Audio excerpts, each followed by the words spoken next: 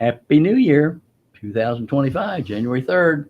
This is your Hick Doctor from Oklahoma, Doc Ellis. All right, we're going to talk about federal workers' comp, FERS, federal retirement, and VA disability. They're all very, very, very, very, very fair laws. Why all the problems? Here's the problem, white coat. This is the problem, one of the problems. Legal medicine is not taught in medical school or residencies. So you've got to have a doctor's report for all this stuff, and we don't know how to do it. Plus, employees at the government don't know how to do VA, and they don't know how to do federal workers' comp. But the biggest problem is there's a bias against anybody that files a claim. Anybody that files a claim, like a car wreck or even Social Security, even though it's your money, workers' comp, there's a bias. There was a large insurance company that ran an ad prime time for a long time. We fight fake car wreck claims to keep your car insurance premiums down. Buy our car insurance. At that time, I think there are 4 billion people in the world. I'm the one person who understood that ad. They pay a lot of money for that because the ad works. It sells a lot of insurance. The ad says if you file against that company, we're going to fight you. That's the blue collar comedy tour 5 minutes get. Hey, dummy, buy insurance, going to fight you. By the way, that insurance company that did that is so bad that I took the master's course in accident reconstruction. Those of you interested in low speed, that's on my website. Probably the best analogy. Well, it is the best analogy in low speed out there. Okay, and so let's not shut them up. So there's a bias. When I started doing legal medicine over 50 years ago in the early 70s, I thought 60% of my patients would be legitimate and honest, and the other would be kind of flaky and dishonest. That makes me amongst normal doctors, not insurance doctors, not administration doctors, pro-injured person, because most of us doctors, our ego is such, because you got to have an ego to get through medical school. Normal people can't get through medical school. That we would rather 99 people not get a pain pill than one drug addict trick us, or 99 people not get a claim accepted instead of one person trick us. So we don't look for justice. And there are a lot of us out there that do this that are whores. When I go to court and am I testifying for some about the conditions, I'm being paid. And so that calls me a whore, doesn't it? Well, there are a lot of whores out there, and some are real whores. When I started doing legal medicine 50 years ago, there was an orthopedic surgeon that for insurance companies would write 0% impairment for an operated back with rods, saying the surgeon made it well. And then another doctor who worked for plaintiff attorneys, the ambulance chasers, would say 50%, didn't matter, strained back or operated back. Neither one of them touched the patient.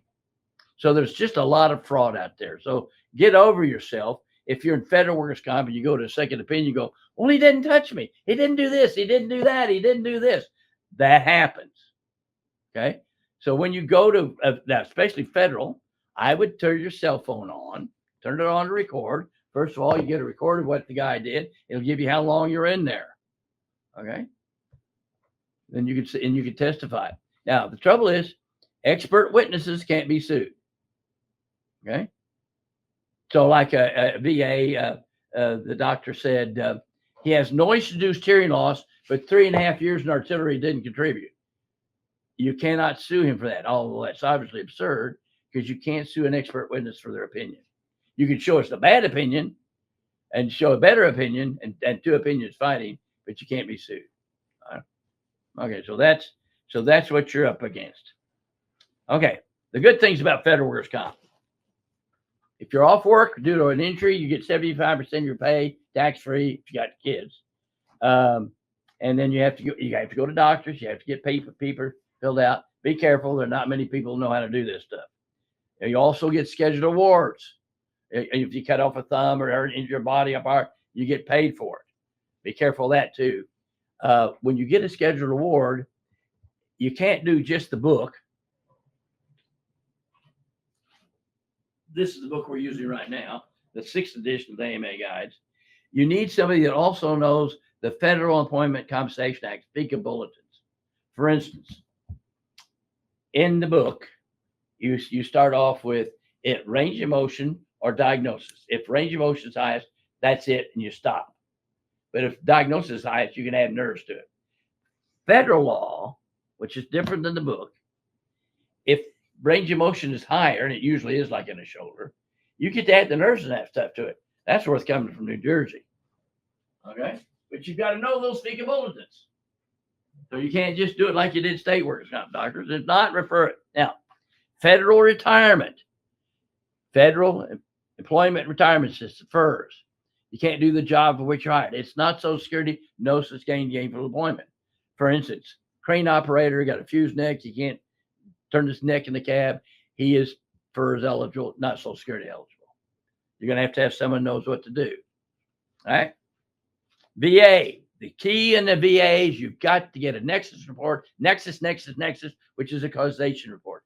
Do not send your records from the military in without your doctor giving you a nexus report. Somebody knows what he's doing. Now, don't pay $5,000 for that stuff, and don't give anybody a piece of your disability. But they've got to be able to know how to do that. And since legal medicine is not taught in medical school, doctors don't know how to do a nexus report. So if you've gotten a denial, you got some, I got 10% from a knee. I said, no, you got screwed out of 30. For instance, you got 10% for that meniscus, but the ligaments in your knee are loose. A slightly loose ligament is 10%. A moderately loose ligament is 20. Severe is 30. And your knee it takes seconds to examine it. You're 40% in that knee. You didn't get 10. You got screwed out of 30. Okay. So if you have no military records, that's okay. Because no one goes to the doctor during basic and have to do KP and repeat basic. And your records in the service do not have the magic words that are needed. So you need to get a nexus report. If you didn't get one, do it back. You can always go back and get it later. Okay. Don't give up. All those systems are very fair. Don't give up. Just keep going.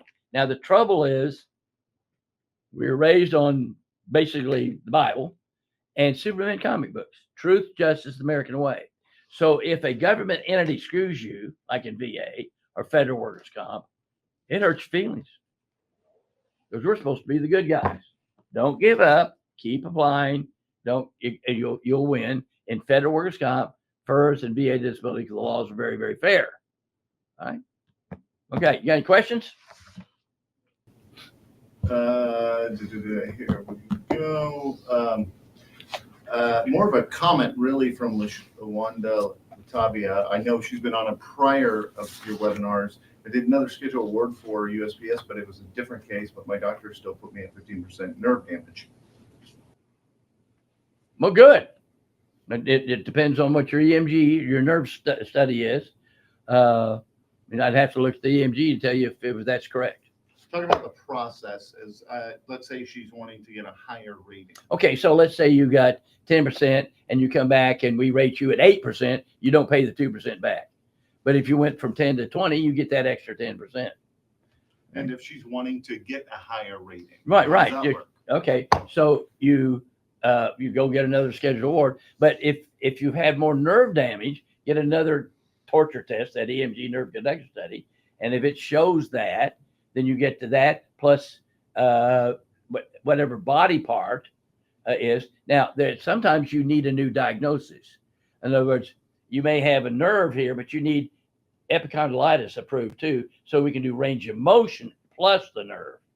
And that depends on, so we can get that done. We'll get you, if it's real, we'll get it. We'll get it. Not just because you want it. If it's real, we'll do it. If it's true, we'll do it. So we have a question from Lance Dubois on Facebook. If I got my rating up to 100% due to TBI, can I get my discharge upgraded to medical? It was under honorable conditions general. I have no clue. Do you know, Miles? Is you would have as based off my best knowledge, and I'm not an attorney. Well, no, neither of us attorneys. Legal advice is the Board for Correction of Military Records for your specific branch would likely be able to adjudicate that, but it's best you consult with with an attorney specific on corrections Or a VSO, Veteran Service Officer. And every state has a Veterans Commission that's free. The Veteran Service Officers are free. And they're trained by the VA. They're on your side. So ask them. Some of them may know, some may know who to call. Right. And now, as far as VA, all I provide is the medical rationale nexus report.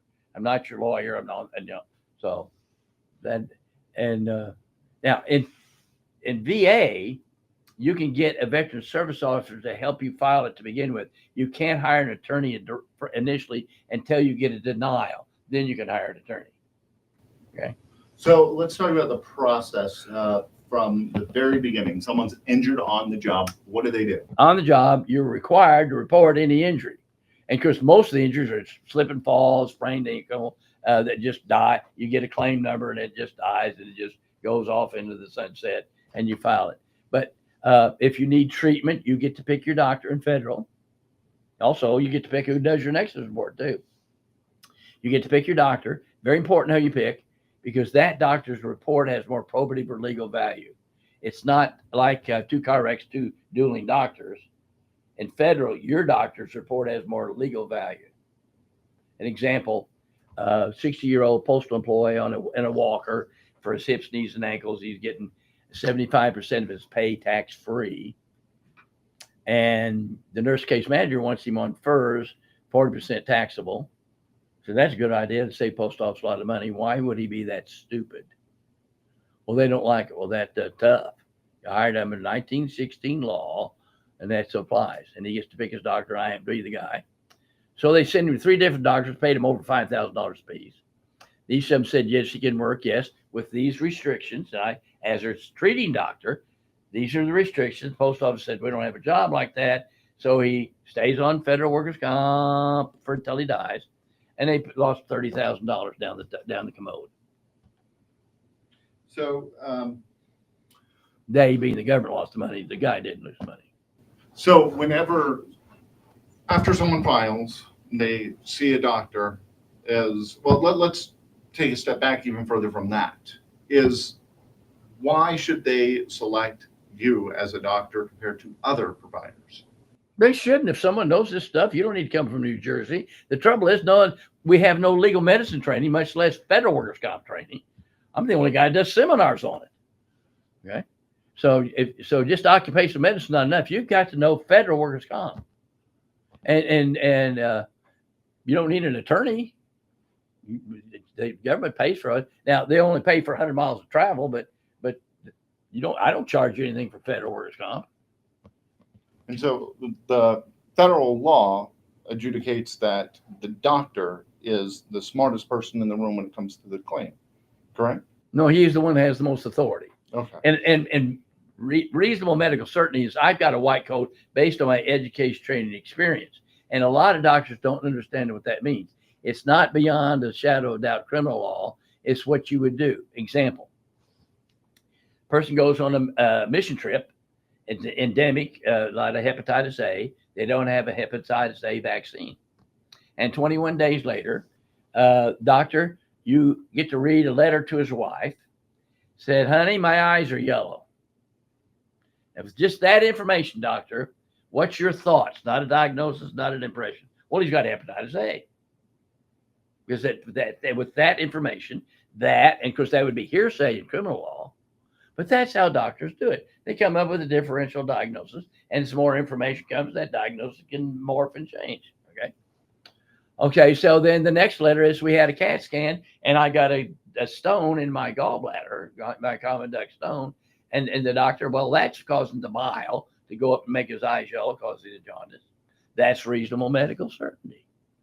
The lab test comes back, and he did have hepatitis A. He has them both, a stone and the virus. At each point in time, that's reasonable medical certainty. Wasn't even a diagnosis at the time, but for what the government needs and all the systems need, a doctor's opinion. The trouble is we're not trained that. What I love when I started doing this 8 years ago, company truck, company driver, wreck, broken neck, neurosurgeon fuses the neck. The insurance company wants to pay.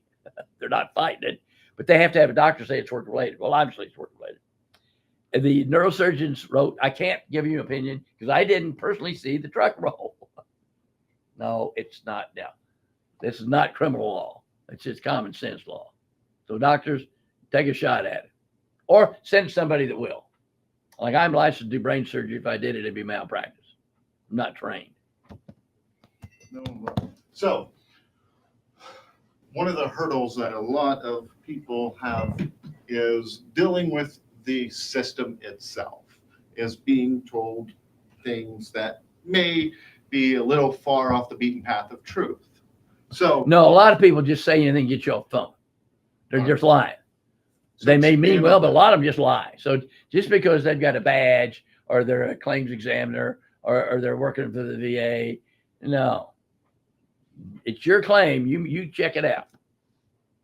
So, what steps would you say need to be taken whenever someone's engaging with a claim? Because here we've seen a lot of claims examiners do things because, oh, they got caught.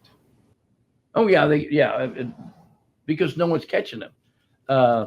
You don't even get to know in federal workers' comp, your claims examiner. Now, first of all, they have to be doing a phenomenal job. It's the largest employer in the United States. To be able to handle the load is just amazing. So before we start talking about people that end up with me, I've seen the end of the bell curve. I haven't seen the people that are going through hell. But the majority of people are taken care of really well.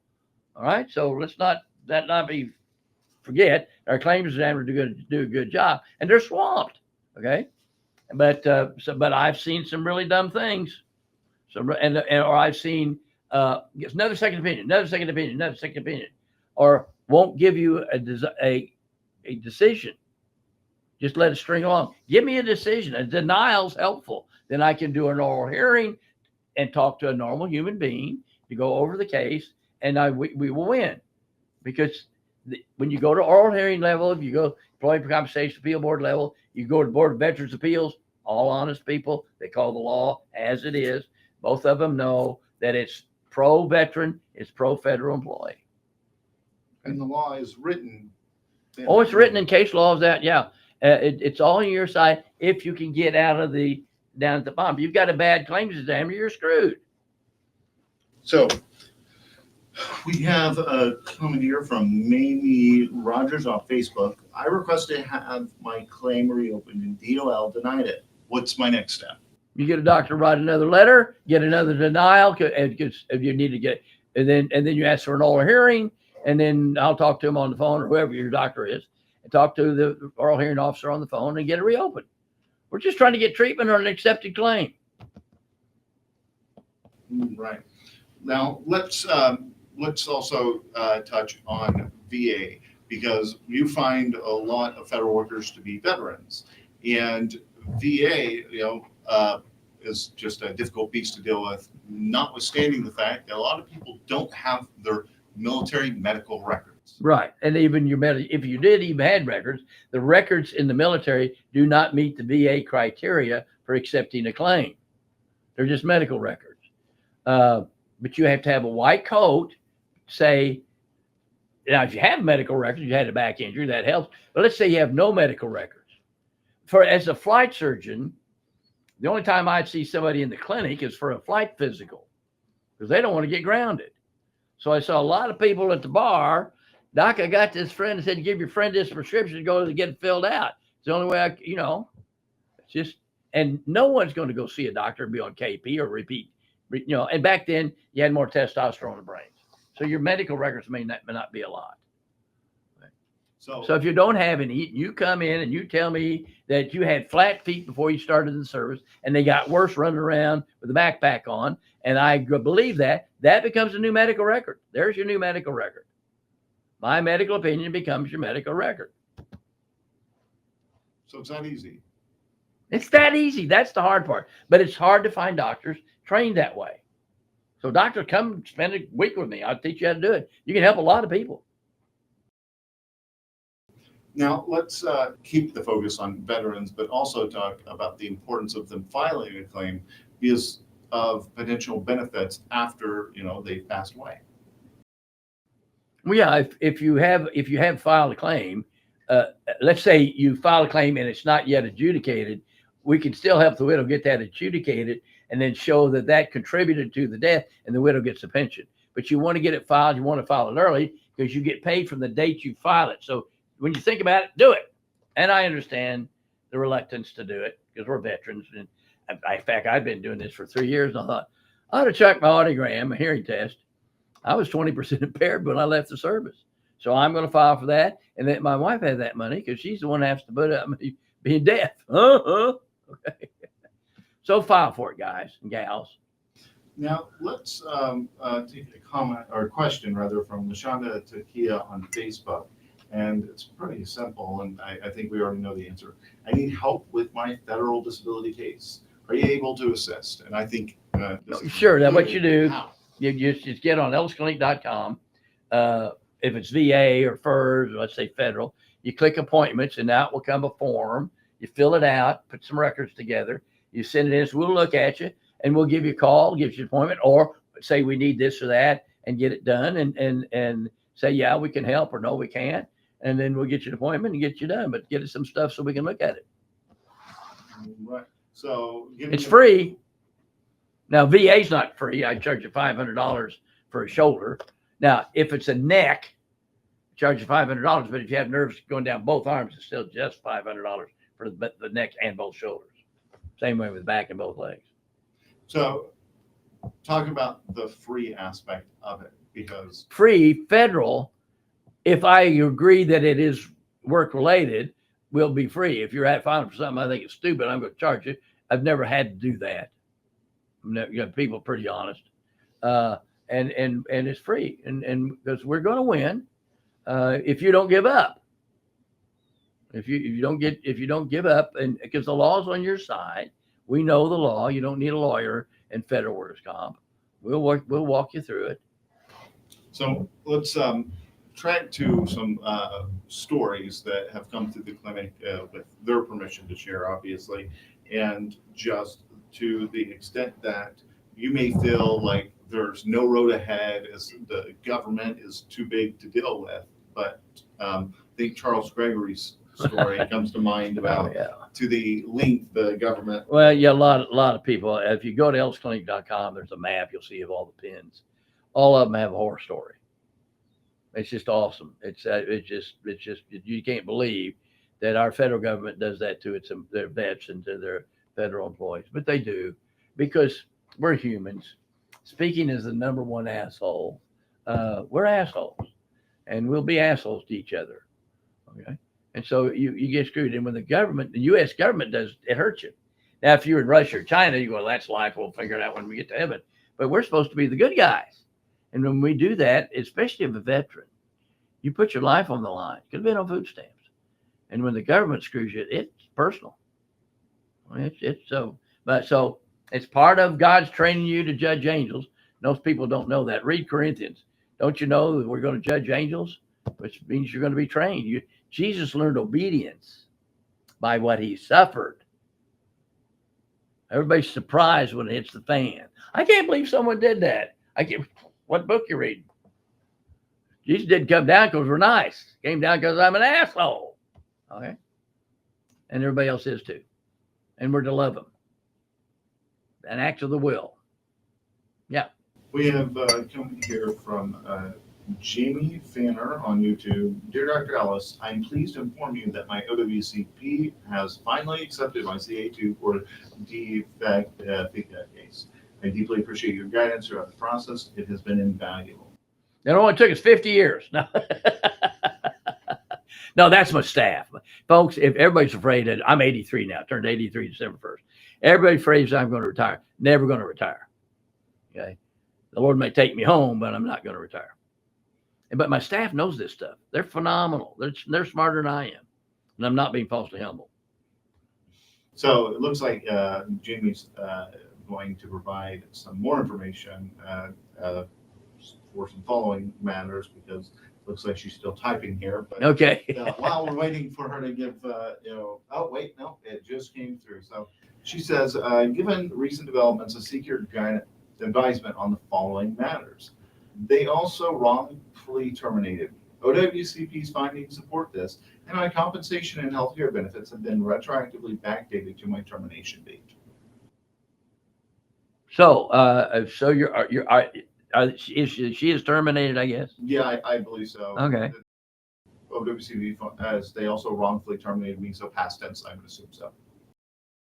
Okay, if you were terminated for inability to do your job, you're eligible for FERS, federal retirement, but it has to be filed within 365 days of the day you were terminated.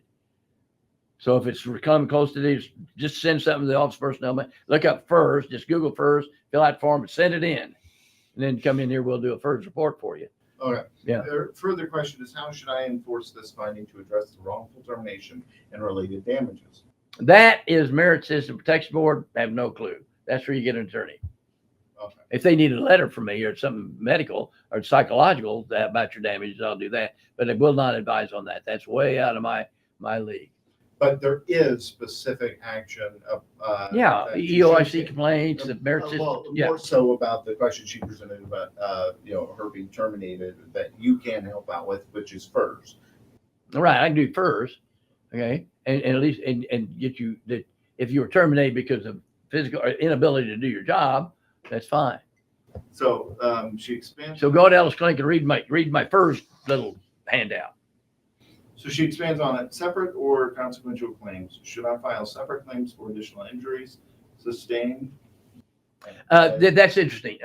It depends on the case. Let's look at it individually. So sometimes it's easier to file new claim numbers, and then say you had this and you have a consequential claim. So what I do is I start off and said, here's the issue. We had pre-existing claim for this. Now we've got that. We're filing a new CA2 or CA1, which is, this could all be combined under the original claim number, or a new claim number could be added. Then we put it in the lap of the claim examiner, decide what to do. And sometimes it helps them going, oh, I have to make a decision, not just to accept the claim. Do I add it to the old new claim number? New claim numbers are always a good idea. They can always combine them together. So you might have 5 back claims. So she expands here. They reinstated me because they made an error. My family has endured significant hardships during this trial.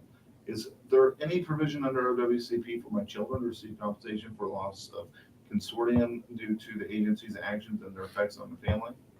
I have no clue. Probably not, but I have no clue. So I'm not giving you advice on that. Well, definitely sounds like a litigation action. Yeah. Rather than a. Yeah, I don't know. All right. So, unfortunately, that type of stuff happens.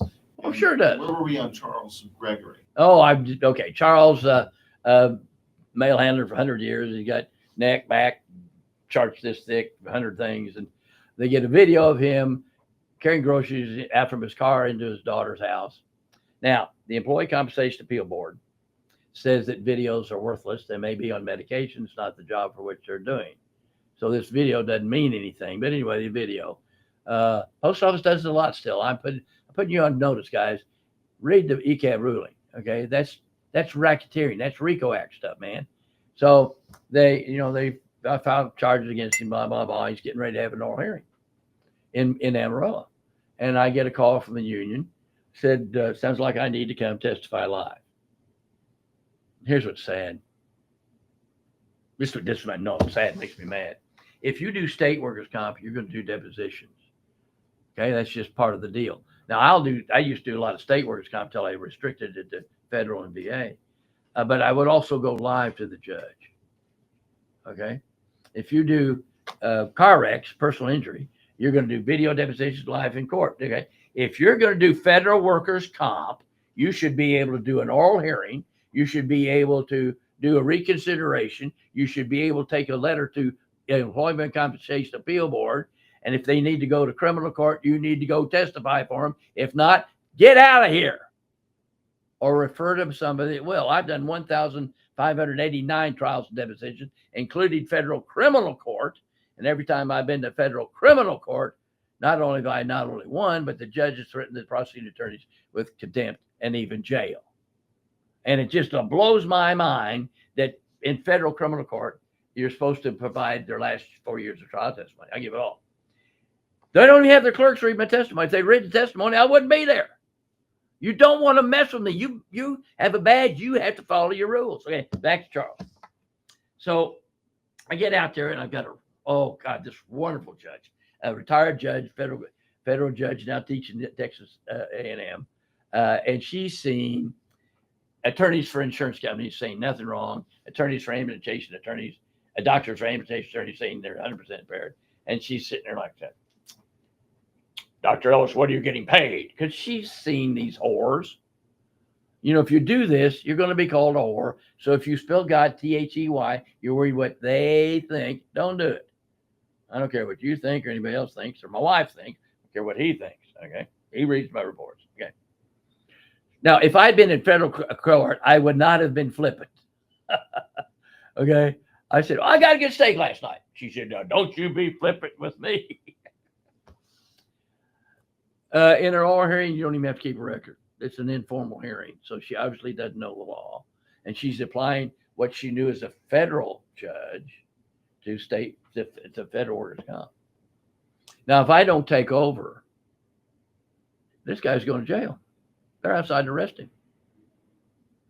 So I looked at her, slowly got up, walked around the table, got an eye, in her face. I said, ma'am, I'm a clinical social professor of legal medicine. I teach this stuff.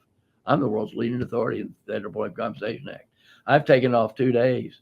My wife's at home with the movie van. We're moving right now. I'm paying all my own expenses.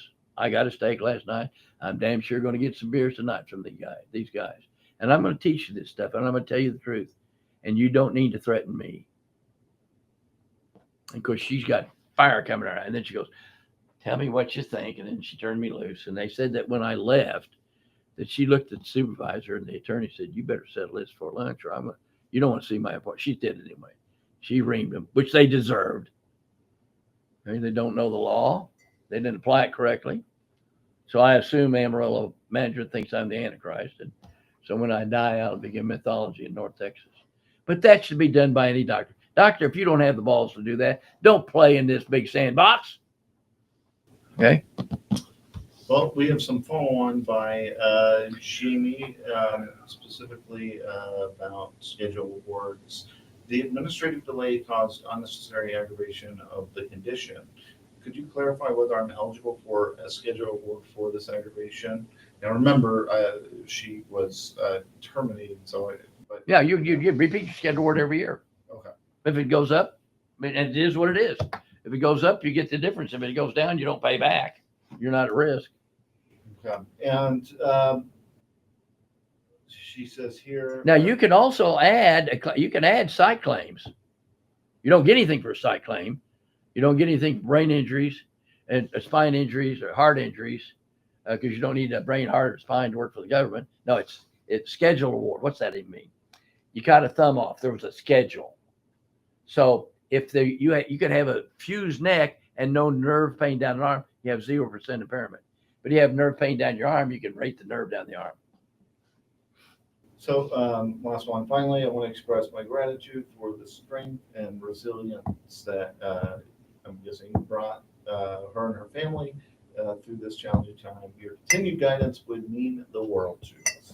Oh, this is more fun. I mean, I used to be a small town doctor, football team doctor, get to make house calls and all the wonderful things to be a small town doctor. This is better because I'm keeping them out of jail. I'm getting their rent paid, getting food for them, getting the claims accepted. This is good stuff. This is fun. More. So it's a war, folks. We have another comment here by someone we've seen before, Ray McCarty on Facebook. Does anyone within your practice specialize in vocational expert examination opinions? No. You need to get a vocational rehab expert. Yeah. Oh. Now, with my background and being a professor of occupational medicine, and I've read a lot of vocational stuff, so I have more vocational training, which is, by the way, this is a FERS case, federal employee case, and the Boyers Retirement System. We can't use Dr. Ellis' report because he's not the treating doctor. That is not a rule at all. If that's true, no one gets FERS. That actually sent the 4 questions on FERS that have to be answered to the treating doctor. Since it's federal, he wouldn't even reply. Obviously, as a occupational medicine doctor, I spend more time in voc rehab and stuff like that than most doctors do, and I'm actually better qualified. But it doesn't matter. If I got an MD or DO beside my name, I'm qualified. speaking of that, in VA, if a nurse practitioner, a PA, or a MD or DO sees you, and then your doctor, they're called equal until proved otherwise. So if I do a VA for you, go to my website, print out my curriculum vitae, then have them get the curriculum vitae of the nurse practitioner or the doctor, and then you submit those two different things in your appeals process. Okay. So, I'm asking anyone if they have some questions, please put them in the comments. Before we hit is it the top or bottom of the hour? No, let's quit. It's time to quit. Oh, okay. We usually stay up around. Oh, yeah, we don't need to kill an hour. Okay. Yeah. Well, if you have any questions that you'd like to present for Doc, please go to askdocellis.com. Right. And you can leave them there, and we Right, will. and we will address that. And that's general questions. Mhm. Now, if you have a claim and you call and you want a specific thing on your claim, the answer, you have to have an appointment. We will not stop what we're doing and talk to you about a specific claim. You have to have the entire chart in front of you, a picnic table with all the chart in front of you. You cannot look at one screen at a time. Computers will not let you see the entire picture. You've got to have that all in front of you. Look at it, review it. Now, the appointment can be a phone, and then we make an appointment, call you back. Well, they never call me back. We're not going to call you back. We're not your representative. We're not your lawyer. If you want somebody to call you back, pay them money. We're not charging for this stuff, but you've got to have all that stuff done. If you want to talk to our paralegal department or this stuff, you're going to have an appointment. Period. We are not going to stop in the middle of because you're whining. The whiners go to the end of the line if they get in the line. Okay. You've got to get your head on straight. It's your claim. We're helping you with your claim. We're not your representative. We're helping you with the medical aspects of your claim. And then but you've got to have an appointment. We're not going to answer any specific questions about that. Okay. We can give you general questions, but if you're just starting, you send your records in, and it's just like someone, don't you ever send me a screenshot, and don't you fax it, don't you email it. You send it by good old fashioned mail so I can look at it. All right. And if you don't want to follow those protocols, go somewhere else. We're not God. We're not the government. We're a small company, small group of people trying to help the best we can. And we can't just cater to your every whim. And I get more complaints from free stuff I do. You never called me back. We're not supposed to call you back. It's your claim. We told you what to do. Do it. I think an important aspect of what you just shared is that I'd assume everyone listening and watching this, as compared to us, we don't want someone to give us an answer off the cuff. And so it's important to you that they give you the question and respect the appointment. So that way you can give them a well-informed answer about their specific question. Right. And it's also, there's finite time. It may be a while. So yeah. With that, if you have any general questions, go to Ask Doc Ellis. Oh, give a call, general questions, stuff like that. Yeah. But we will answer those at the top of the next month's webinar, which is, again, the first Friday of the month at 11 a.m.